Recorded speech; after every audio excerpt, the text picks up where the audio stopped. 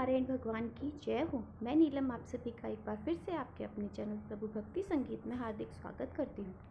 शास्त्रों में बताया गया है कि सत्यनारायण व्रत कथा का पाठ करने से व्यक्ति को 1000 यज्ञ करने के बराबर पुण्य फल की प्राप्ति होती है। सत्यनारायण भगवान की व्रत कथा में भगवान विष्णु के सत्य स्वरूप के बारे में बताया गया है। इस व्रत का पाठ करने से घर में सुख समृद्धि का वास होता है और भगवान विष्णु की कृपा सदैव बनी रहती है।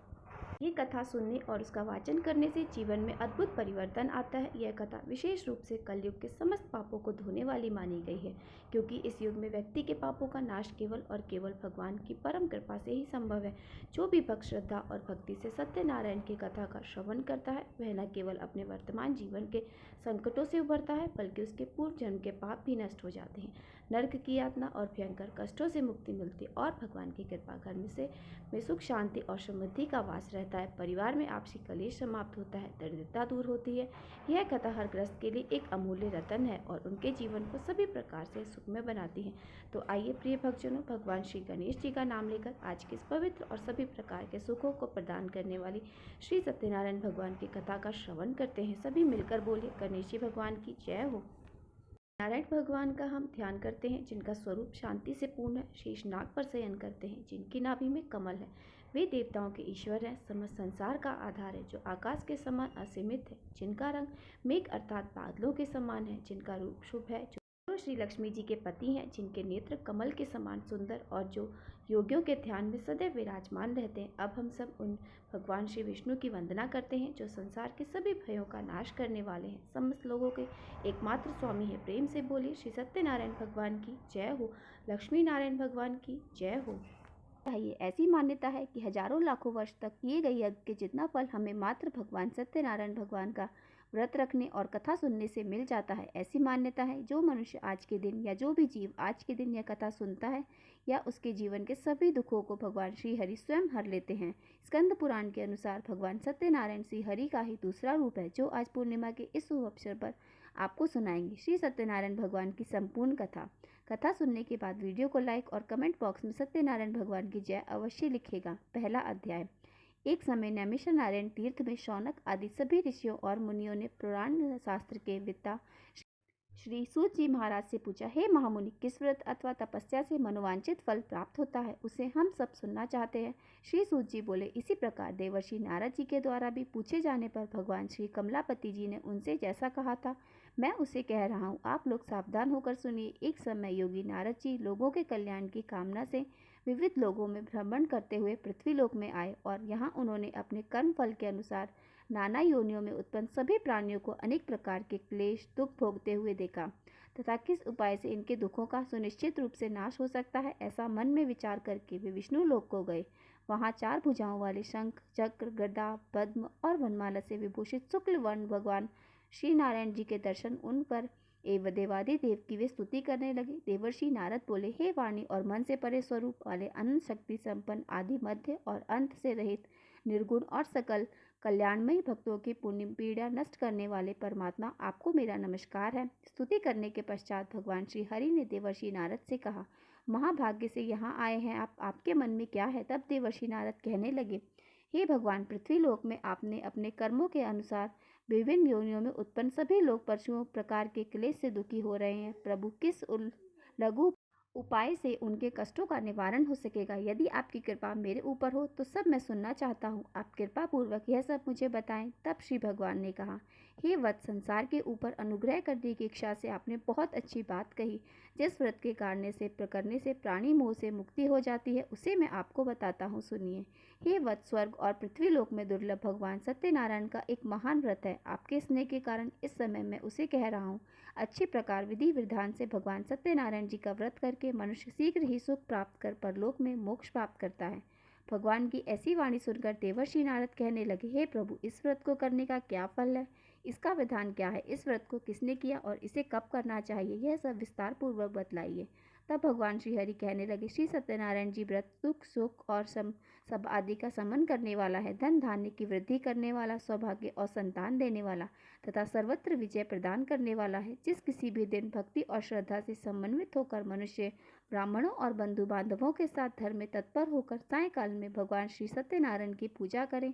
नैवेद्य के रूप में उत्तम कोटि के भोजनी पदार्थों को सवाया मात्र में भक्ति पूर्वक अर्पित करना चाहिए। केले के फल, घी, दूध, गेहूं का चूर्ण अथवा गेहूं के चूर्ण के अभाव में साठी का चूर्ण, शक्कर या गुड़, यह सब योग्य सामग्री सवाया मात्रा में एकत्रित कर निवेदित करनी चाहिए। बंधु बांधवों के साथ श्री सत्यनारायण भगवान जी की कथा सुनकर ब्राह्मणों को भोजन कराना चाहिए। भक्ति पूर्वक प्रसाद ग्रहण करके नृत्य, गीत आदि का आयोजन करना चाहिए। इसके पश्चात भगवान सत्यनारायण का स्मरण करते हुए अपने घर को जाना चाहिए। ऐसा करने से मनुष्य की मनोकामनाएं अवश्य पूर्ण होती हैं। विशेष रूप से कलयुग में पृथ्वी लोक पर यह सबसे छोटा और सरल उपाय है। दूसरा अध्याय। श्री सूत जी ने कहा, हे ऋषियों मुनि, पहले समय में इस व्रत को किया है। सबसे पहले उसका भी इतिहास बताता हूँ, आप सब ध्यान पूर्वक सुनो। सुंदर काशीपुरी नगरी में एक अत्यंत निर्धन ब्राह्मण रहता था। वह ब्राह्मण भूख और प्यास से बेचैन होकर पृथ्वी पर घूमता रहता था। ब्राह्मणों से प्रेम करने वाले श्री विष्णु जी ब्राह्मण को देखकर एक दिन बुरे ब्राह्मण का रूप धारण कर ब्राह्मण के पास जाकर आदर के साथ पूछने लगे, विप्रदेव, तुम नित्य ही दुखी होकर पृथ्वी पर क्यों घूमते हो? तब उस ब्राह्मण ने कहा, मैं भिक्षा के लिए पृथ्वी पर विचर हूँ। हे भगवान, यदि आप इससे छुटकारा पाने का कोई उपाय जानते हैं तो कृपा कर मुझे बताएं। वृद्ध ब्राह्मण का रूप धारण किए श्री विष्णु जी ने कहा, हे ब्राह्मण, श्री सत्यनारायण भगवान मन वांछित फल देने वाले हैं, इसलिए तुम उनका पूजन करो। इससे मनुष्य सब दुखों से मुक्त हो जाता है। ब्राह्मण को व्रत का सारा विधान बताकर बुरे ब्राह्मण का रूप धारण करने वाले श्री भगवान जी अंतर्ध्यान हो गए। जिस व्रत को वृद्ध ब्राह्मण ने बताया, मैं उसे अवश्य करूंगा। ऐसा निश्चय कर वह ब्राह्मण घर चला गया। अगले दिन वह जल्दी उठा और श्री सत्यनारायण जी का व्रत करने का निश्चय किया। भिक्षा मांगने के लिए वह चल दिया। उस दिन उसको भिक्षा में बहुत धन मिला, जिससे उसने पूजा का सामान खरीदा। घर आकर अपने बंधु बांधव के साथ श्री सत्यनारायण भगवान की व्रत किया। ऐसा करने से वह ब्राह्मण सब दुखों से छूटकर अनेक प्रकार की सुख समृद्धियों से युक्त हो गया। तभी से वह ब्राह्मण हर मास यह व्रत करने लगा। इसी प्रकार सत्यनारायण जी के व्रत को शास्त्र विधि के अनुसार करेगा, वह सब पापों से मुक्त होकर मोक्ष को प्राप्त हो जाएगा। आगे जो भी मनुष्य पृथ्वी पर सत्यनारायण जी का व्रत करेगा, वह सब दुखों से छूट जाएगा। इस तरह नारद जी से सत्यनारायण भगवान का कहा हुआ व्रत मैंने आपसे कहा। तब ऋषियों ने कहा, हे मुनीश्वर, संसार में इस व्रत से सुनकर किस किसने इस व्रत को किया, वह भी हम सुनना चाहते हैं। तब श्री सूत जी महाराज कहने लगे, मुनियों, जिस प्राणी ने इस व्रत को किया उन सबकी कथा भी सुनो। एक समय की बात है, ब्राह्मण धन और ऐश्वर्य के अनुसार बंधु बांधव के साथ व्रत पूजन कर रहा था। उसी समय एक लकड़हारा आया। उसने लकड़ियां बाहर रख दी, ब्राह्मण के घर गया। प्यास से व्याकुल लकड़हारे ने ब्राह्मण को व्रत करते हुए देखा तो अपनी प्यास को भूल गया और ब्राह्मण को नमस्कार किया और पूछा, हे ब्राह्मण देवता, आप ये किसका पूजन कर रहे हैं? इस व्रत को करने से क्या फल मिलता है? कृपया कर मुझे भी बताएं। तब ब्राह्मण ने सब मनोकामना को पूर्ण करने वाला श्री सत्यनारायण जी का व्रत का बताया और इनकी कृपा से मेरे यहाँ धन धान्य आदि की वृद्धि हुई है। वृद्ध से इस बार व्रत के बारे में जानकर लकड़हारा बहुत प्रसन्न हुआ। भगवान का चरणामृत लेकर भोजन करने के बाद अपने घर को चला गया। अगले दिन लकड़हारे ने अपने मन में निश्चय किया कि आज गांव में लकड़ी बेचने से जो भी धन मिलेगा उसी से भगवान सत्यनारायण का उत्तम व्रत करूंगा। ऐसा मन में विचार कर लकड़हारा लकड़ियां लेकर अपने सर पर रखकर जिस नगर में धनवान लोग रहते थे वहां चला गया।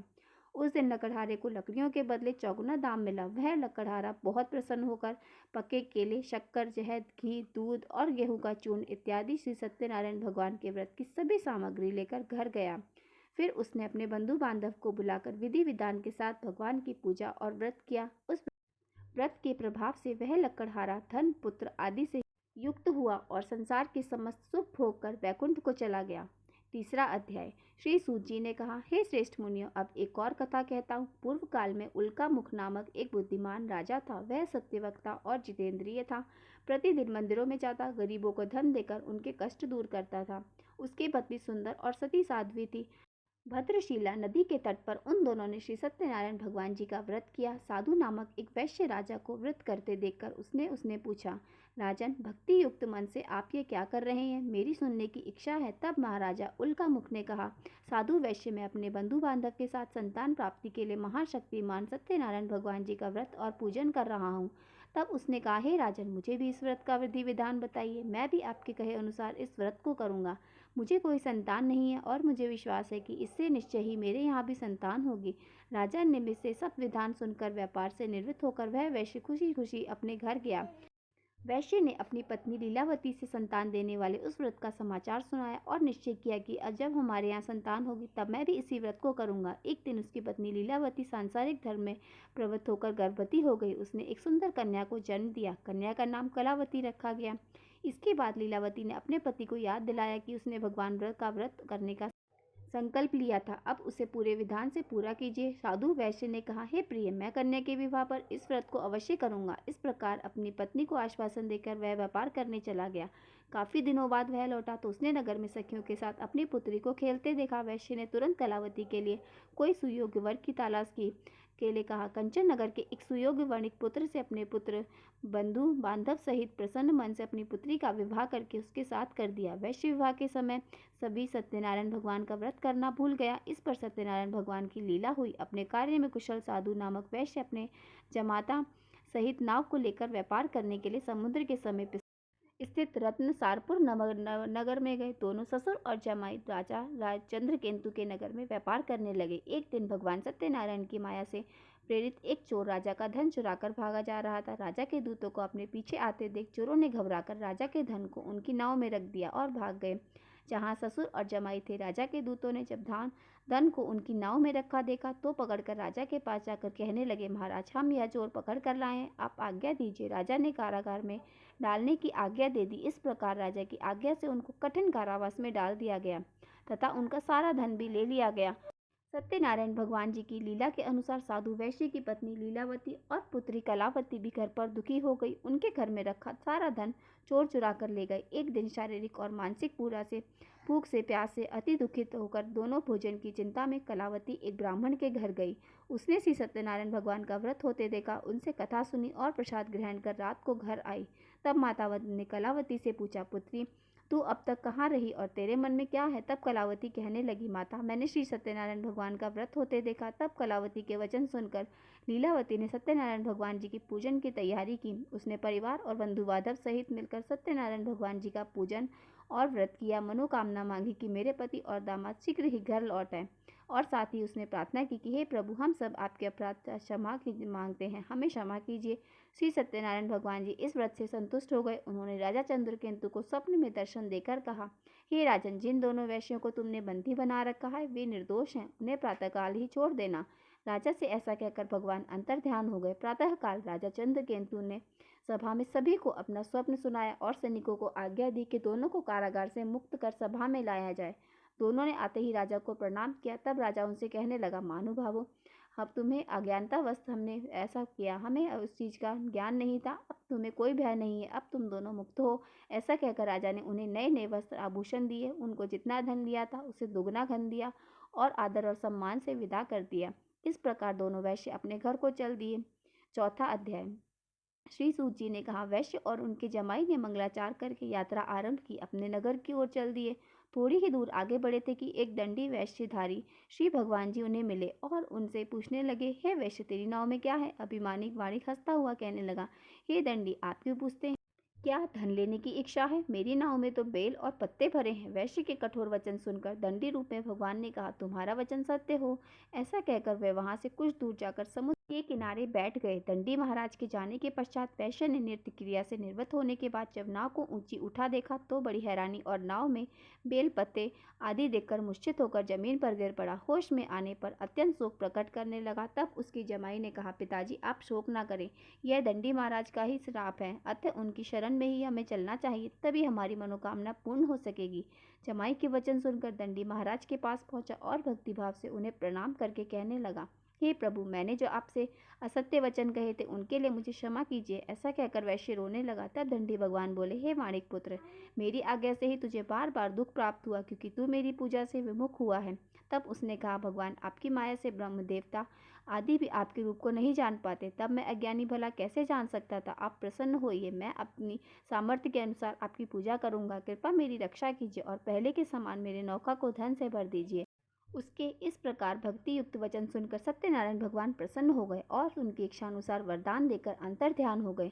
तब ससुर और जमाई दोनों ने नाव पर आकर देखा कि नाव तो धन से भरी हुई थी। फिर वह भगवान सत्यनारायण जी का पूजन कर अपने जमाई सहित अपने नगर की ओर चल पड़ा। जब वह अपने नगर के निकट पहुंचा तब उसने एक दूत को अपने घर बुलावा भेजाया। दूत ने वैश्य के घर जाकर उनकी पत्नी को नमस्कार किया और कहने लगा, आपके पति और दामाद इस नगर के समीप आ गए हैं। लीलावती और उनकी पत्नी कल्यावती उस समय भगवान का पूजन कर रही थी। दूत का वचन सुनकर साधु की पत्नी ने बड़े हर्ष के साथ सत्यदेव का पूजन पूर्ण किया और अपनी पुत्री से कहने लगी, मैं अपने पति के दर्शन को जाती हूँ, तू भी पूजा समाप्त कर शीघ्र आ जाना। परंतु कलावती पूजन और प्रसाद छोड़कर जल्दी जल्दी अपने पति के दर्शन करने के लिए चली गई, परंतु उसको पति के दर्शन प्राप्त नहीं हुए। नौका को डूब गया और कन्या को रोती हुई देखकर वैश्य दुखी होकर कहने लगा, हे प्रभु, मुझसे या मेरे परिवार से जो भूल हुई है उसे क्षमा कीजिए।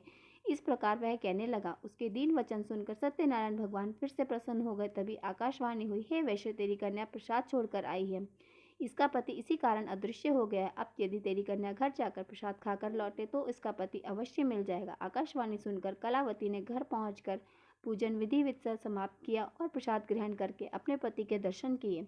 तत्पश्चात वैश्य ने वही बंधु बांधव सहित भगवान सत्यनारायण का विधि पूर्वक पूजन किया और वह इस लोक के सभी सुख भोगकर अंत में स्वर्ग लोक को चला गया।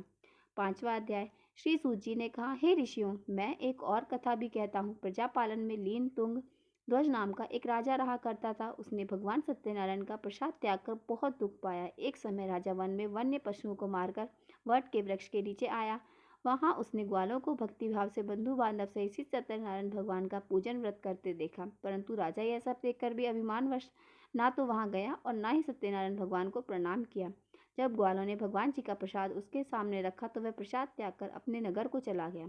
नगर में पहुंचकर उसने देखा सब कुछ नष्ट हो गया। वह समझ गया कि यह सब भगवान सत्यनारायण ने ही किया है। तब वह वहीं वापस उसी स्थान पर आया, ग्वालों के पास, और विधि पूर्वक पूजन कर प्रसाद ग्रहण किया। तो सत्यनारायण भगवान की कृपा से सब कुछ पहले जैसा हो गया और फिर वह सारे सुख भोगकर अंत में स्वर्ग लोक को चला गया। जो मनुष्य इस परम दुर्लभ व्रत को करेगा, श्री सत्यनारायण भगवान की कृपा से उसे धन धान्य की संपत्ति होती है और सभी मनोरथ पूर्ण होकर अंत में वैकुंठ धाम को जाता है। जिन्होंने पहले इस व्रत को किया, अब उनके दूसरे जन्म की कथा भी सुनिए। सतानंद नामक ब्राह्मण ने सुदामा के रूप में जन्म लेकर भगवान कृष्ण की भक्ति कर मोक्ष प्राप्त किया। उल्का मुख्य नाम के राम महाराजा दशरथ बने और श्री रंगनाथ जी का पूजन कर वैकुंठ को प्राप्त हुए। साधु नाम के वैश्य ने धर्मात्मा और सत्य प्रतिज्ञ राजा मयूरध्वज न बनकर अपने पुत्र को आरे से चीरकर मोक्ष को प्राप्त हुए। महाराज तुंगध्वज स्वयंभू मनु हुए। उन्होंने बहुत से लोगों को भगवान की भक्ति में लीन कर मोक्ष प्राप्त किया। और वह लकड़हारा भील अगले जन्म में गुह नामक निषाद राजा हुए, जिसने भगवान श्री राम के चरणों की सेवा कर मोक्ष प्राप्त किया। श्री सत्यनारायण भगवान कथा समाप्त। प्रेम से बोलिए सत्यनारायण भगवान की जय।